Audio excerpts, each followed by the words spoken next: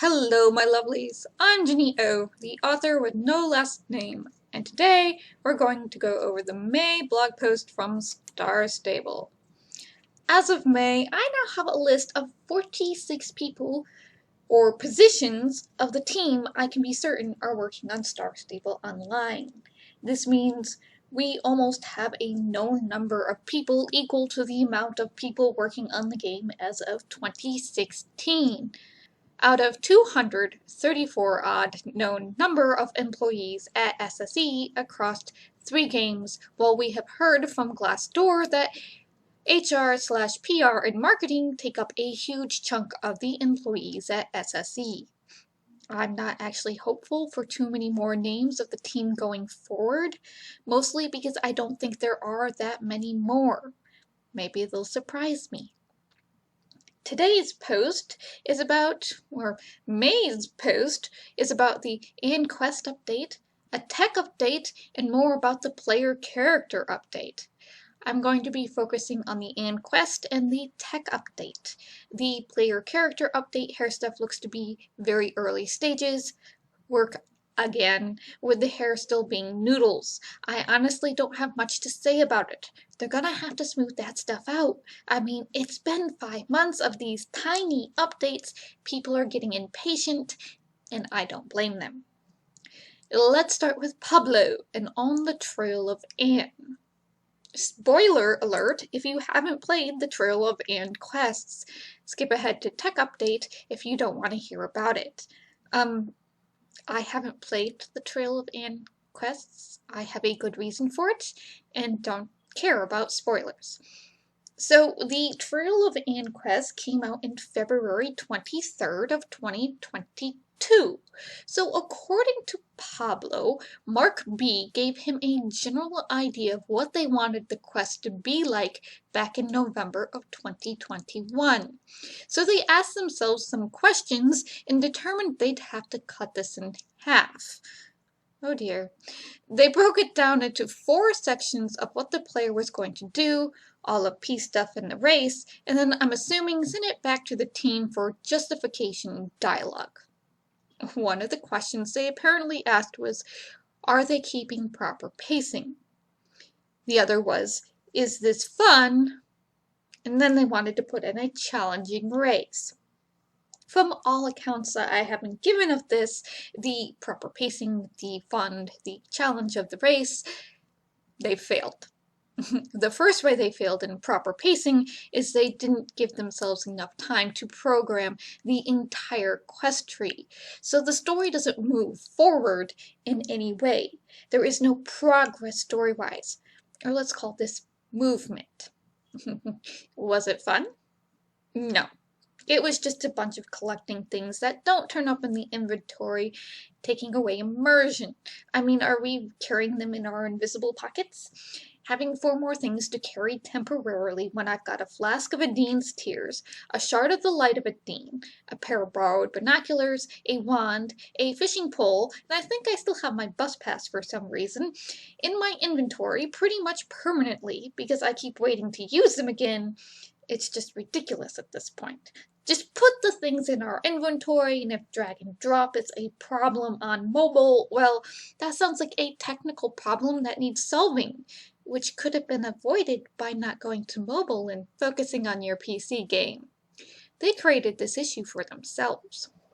Here we are on yet another set of fetch quests. People are bored of fetching things for NPCs. And then, the race is not challenging. The race is frustrating. You have to be on a 11-15 horse at top health in the best gear, and you can't make any mistakes. And there was no indication from the quest, I guess, to go, oh, the trees will tell you where to go. On a race that's going to be in the game once, where you can't practice it, you don't want to learn the race. You want to get through the race and be done with it. Learning a race is for championships and dailies, not story quests. I understand this race is worth some zapples in frustration, and that's saying something. So this whole thing, this whole game crest story thing is everything I hate about Western and modern game design. It's bad enough we know they still don't seem to have some type of writer's room, but the game designers were given a general idea, and this is what they came up with, and then story dialogue and such appears to be applied to it in a game that's essentially a visual novel at this point. If that doesn't seem backwards to you, I can't help you. I do not drink this game mechanics first, story second Kool-Aid. I'm an author. I'm even a drama, slice of life, romantic comedy, why can't they be together now, character-driven style author. My pacing is not your standard genre pacing. It's all about character and character interaction. I'm an upmarket writer. I combine literary style and genre style. My pacing can't be slow. The character interactions and the scenes still have to introduce people who are important to the story, set the stage of the setting, the tone or the theme, or actually move the story forward. Characters make decisions that affects lives and they take action. This is called movement.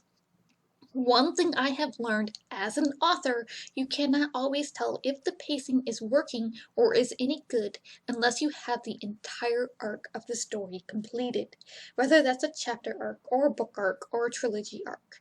Usually this comes after finishing an outlined or a first draft, because the pacing of your story can either increase or kill what is called tension.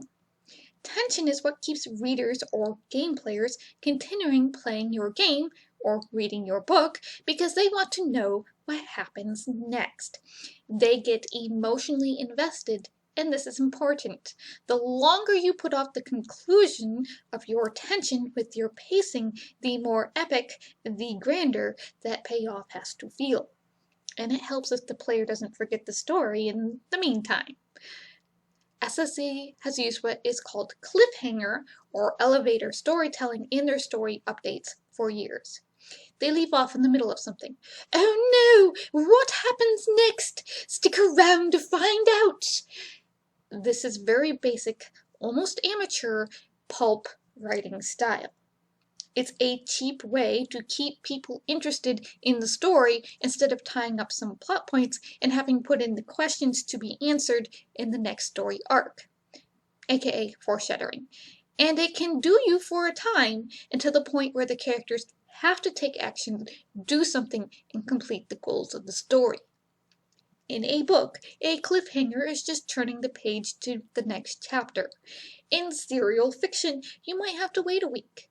With SSO, well, your guess is as good as mine. It could be anything, and waiting too long kills pacing and tension and emotional investment.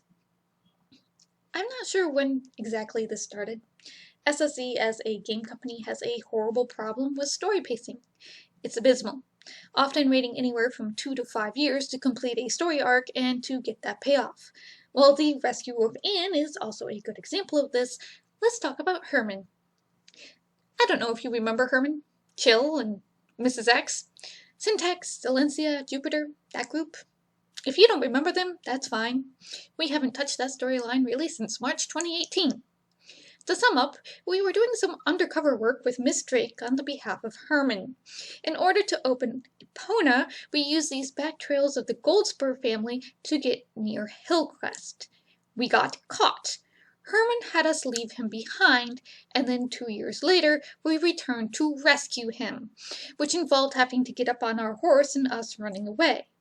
Well, the people of Hillcrest are still behind a wall screaming, and we haven't done anything for them since. Nor has Herman told us what was going on behind the wall.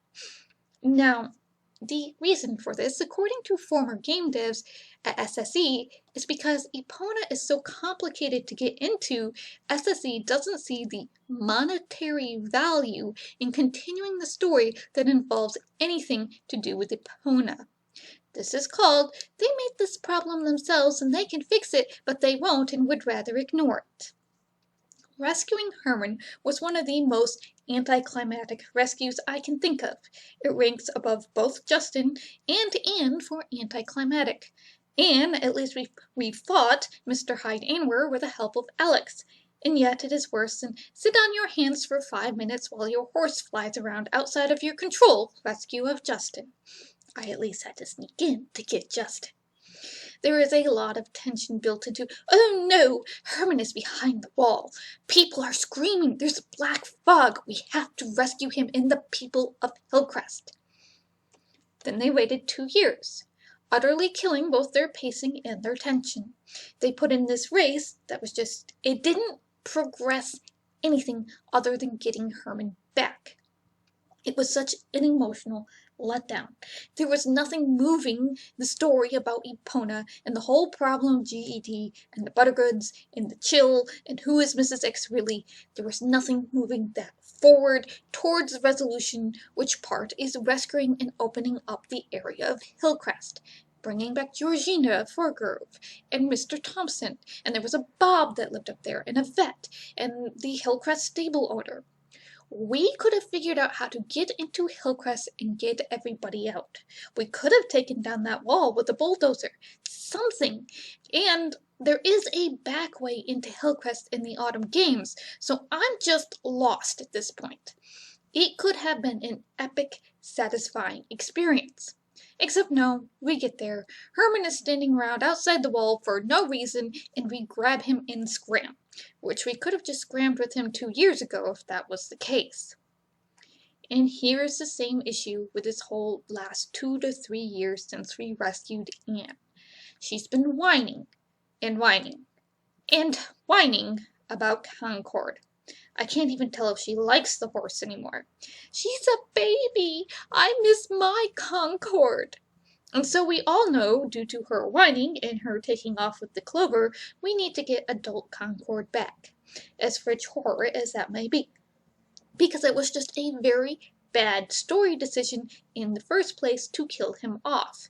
It happened off screen. We have to get her back anyways. It was pointless. As an author, I don't do pointless deaths. There were no stakes established in doing this. There were more stakes put in with Elizabeth. The stakes that were put in there with Elizabeth's death have been completely glossed over as well. The Soul Riders aren't grieving. We don't even talk about her anymore. So you get to the end of this quest, and Anne is all, I want Concord back, and the Soul Riders agree. Yes, I've been spoiled. Yes, let's get Concord back.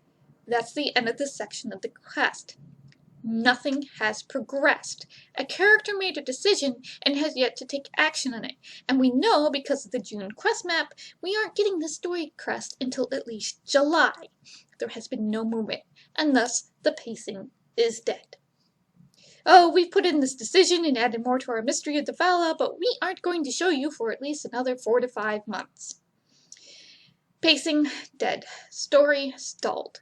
Maybe if it had been the next week, like a serial story, they would have been okay.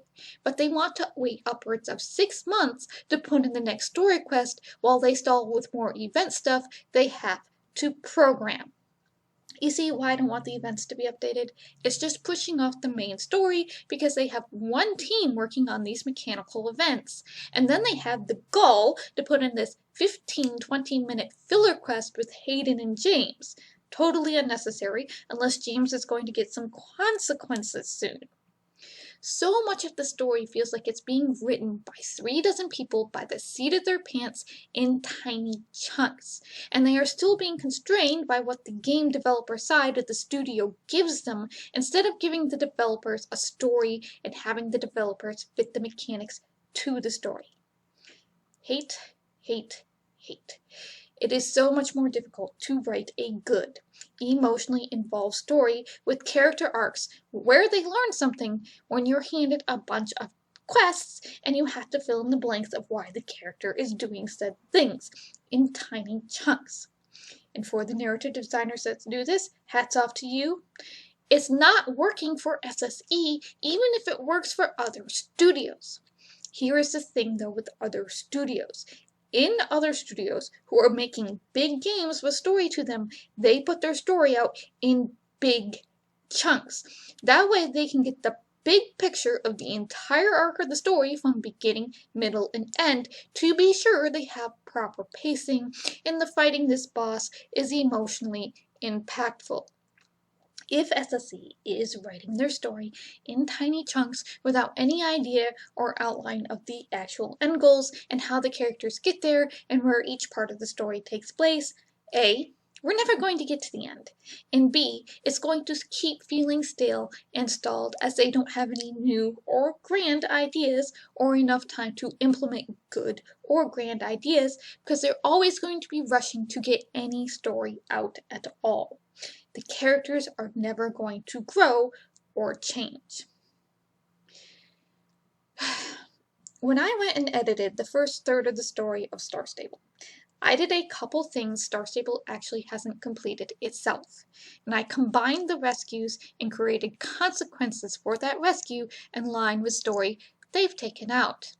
I did this in order for there to be a satisfactory ending type of feeling for these plots, like rescuing Hillcrest, and to show our player doing this can, while it may move us forward, can also have a step back for Jorvik. Our actions have consequences and setting up the next stage of the story. I had the advantage of having those 5 or more years story to draw from to, quote, fix it, I guess. You can't do this without having or being able to see where the arcs begin, have a middle, and an end.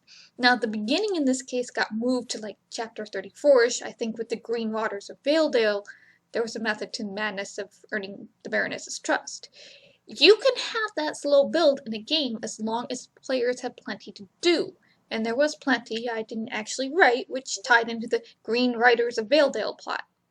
If that had been a book, in no way would I have drawn it out until chapter 34. We would have skipped directly from leaving Moorland to there's green water in Valedale, and doing the meet and greet stuff to find all the people to fix it all over the map. This is why you have to have an outline or first draft to edit. There is a process and a reason for that process. Back to the blog post. The end of this section is hype for the next story quests around the end of summer. So July? August? Because September is birthday, but August is usually Fort Pinta Beach Party. So I think this is overhyped way too early with hint at new map, and I wouldn't get my hopes up there either to get anything the size even of the Wild Ones. They do this too much. Don't buy into it. Right. Let's move on to the engine stuff. Okay, I'm not going to read this. I'm not going to explain this. I'm just going to sit here and cry bull hockey on it. They are trying to justify the bad decision in 2017 when Johannes took over to keep PX Engine that was created for single-player games like Starshine Legacy and Barbie Horse Adventures, rather than to upgrade to a newer, better engine like they needed to do back in 2017. Engines for MMOs need to be upgraded at least every 5 years, and at 2017 it was a 9-year-old engine. All of this they're saying about why they can't have a new engine is bull hockey. On a point of technicality, there is no commercial game engine designed purely for MMOs, because designing a commercial game engine to sell only for MMOs would be the stupidest design decision by any company making a game engine. Given how much money it takes to make an MMO, an engine purely for an MMO is a losing proposition. There are engines that were made by game companies like Blizzard, ArenaNet, Black Pearl, and Square Enix for their MMOs, but they don't sell them. And some of them, KOF, Blizzard, are getting to their sell-by date. Game engines, commercial game engines, are in general designed to make the most type of games possible. To make your game multiplayer or single player, you have to decide in the very beginning what you want before you start coding, and then flip a switch. It's a little ticky box in the engines like Unreal and Unity. It's not that difficult. The rest is coding. In Unity, I have on good authority there would be no need to refactor the databases because for the last 5 years, Unity has had a tool where you can create these multiple databases as you create your game. Unreal, you would still have to program this yourself because Unreal is a bit more technical than Unity. Unity is trying to get the most developers with the least amount of experience and help them as much as possible. The more tools they buy, the more technical it might get. Unreal and Unity engines have both been used for MMOs. Okay? Unreal has been used in Bless, Blue Protocol, and the Lineage 2 sequel. They are going to be used in the upcoming Ashes of Creation. Unity is being used in both upcoming MMOs, Bitcraft and Corepunk. Lumberyard, used by Amazon Game Studios for their big MMOs and MOBAs, is a take on CryEngine, also I'm fairly sure commercially available. You can build an MMO in Blender if you have the time and knowledge. I'm not sure I'd recommend it, but you can do it. So what it really comes down to is, and I think I've said this before, is it would take anywhere from 6 months to 2 years of the team doing nothing else but moving the game's assets, animations, map, and code over to a new engine. There would be no new updates for SSO, unless they hired a brand new team to move SSO to a new engine and release it as SSO Remastered or what have you. They aren't going to do it. As long as they can eke out band-aids and patches and very, very slowly fix their duplicated codes as they work with the server team to refactor the engines and the art team to create new load-on-distance assets using Simplygon and transfer everything to having UV color texture layers and reduce the amount of grayscale textures they have in the game. It's slow. It takes time, because they don't have enough people doing it and making new content at the same time. And it is only going to help for so long because the engine is 18 years old. And the original team that created the engine and knows the code is long gone. It's not the 10 years worth of content when they don't have 10 years worth of story and dialogue content to shift. That's ridiculous. Most of the dialogue stuff would be the easiest to move since most engines and studios use the same programs for it. It's the code dependencies. They're a mess. They've got duplicated ones and ones that aren't working properly anymore. Stuff they have to replace. They have to fix it. But if they moved it to a new engine, they'd have to rewrite it, which would probably be easier, honestly. Even though they already have Unity in the studio for both Star Stable Horses and their upcoming Project Curie, they aren't going to move SSO to a new engine. Not because PX Engine is good. It's not. It's not easy to work with or have the tools newer engines do because they had to slap Qt tool widgets onto it. It's all because they don't want to take the time and effort to move the game over when they think it will lose some money short term. The other thing they put out there is they want to be on more devices. They'd be better off in Unreal, or Unity again for that, because Unreal and Unity will make different code for different platforms pretty much at a touch of a button. I don't know if it's quite that easy, but they're set up to do different codes, when you're doing the coding. Like, if they want to meet the standards of the upcoming decade, they can't do it with an almost 20-year-old tech. It's just not possible. They're making more work for themselves. They can rebuild their engine from scratch, and maybe, but that's just as bad as moving to a new one. Look, if you play through the older single-player games, you'll see mechanically PX Engine is capable of doing more game mechanic stuff than they've got it doing. Where it is falling on its nose is really the graphics loading and the fact their code is such a mess and the lack of writing those databases properly in the first place. PX Engine could do reflections. It could do racing mechanics. It can do an endurance and all sorts of fun things. It could allow for player control of their own statistics because it's an engine. It's a little thing that can, as long as they program to do it properly with the mechanics. And they didn't when they made SSO. So the code is bad. The engine cannot do better. They're getting to the point where it can't handle the graphics or the load of the amount of players. Every time they run into technical difficulties to upgrade an area, it's the engine. It was not made for the high poly count assets that are standard in today's games.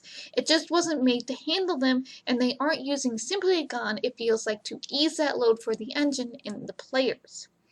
And for them to say, we love our engine, when every Glassdoor review that mentions the engine says it's old and hard to work with, is crazy to me.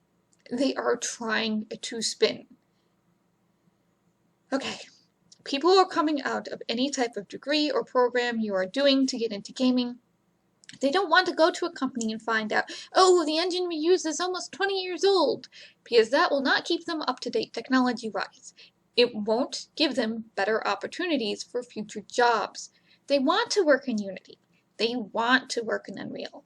They want to work in CryEngine, even though it's awful. They want to work with Blender. By refusing to update their engine for the biggest games and only game making them money is hampering SSO from getting good employees. They've got 12 people on this. I bet they need double that number. According to Glassdoor and former employees who speak up, people leave over this engine.